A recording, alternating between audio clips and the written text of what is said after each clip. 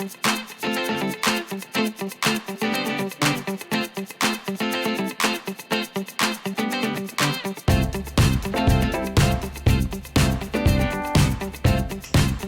week's Parsha, Parshas Va'era, we find a very interesting story, and that is that the Almighty tells Moshe to bring upon the Egyptians the first plague of blood, and then the second plague of frogs, and etc., etc. We have 7 in this week's Parsha. And we see that by the first 2 plagues, Moshe doesn't do the action that is required to bring upon the Egyptians the actual plague. The water needed to be hit in order for the water to turn into blood, and the sand needed to be hit in order for the plague of the frogs to begin. In both of those situations, we see that Moshe himself didn't do it, but rather he told Aaron to do it for him.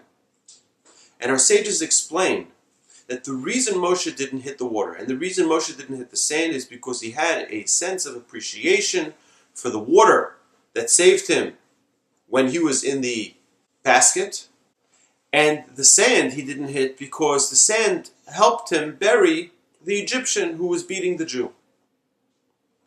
But we asked ourselves, one second, sand, the water, then inanimate objects, the things that have no feelings, no emotions, what type of sense of appreciation does he have to something which isn't human, which isn't living in any way?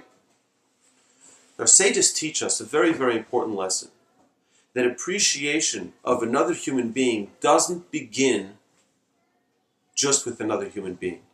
It begins with our sensitivity that we have towards inanimate objects first.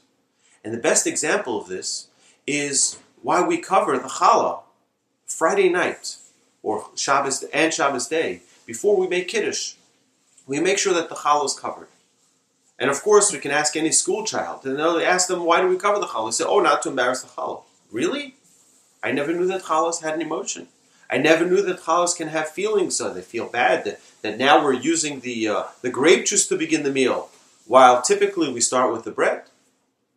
Our sages teach us that even to an inanimate object like challah, we need to have a sensitivity.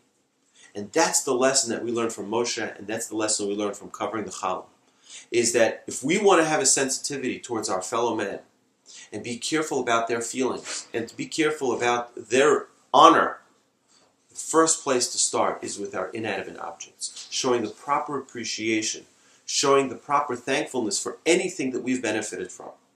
Let's take our appreciation of our entire life and everything around it, and all of the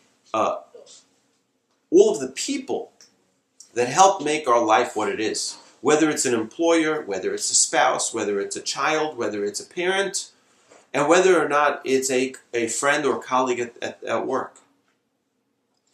If they helped us in any way, we owe them a debt of gratitude. We owe them appreciation.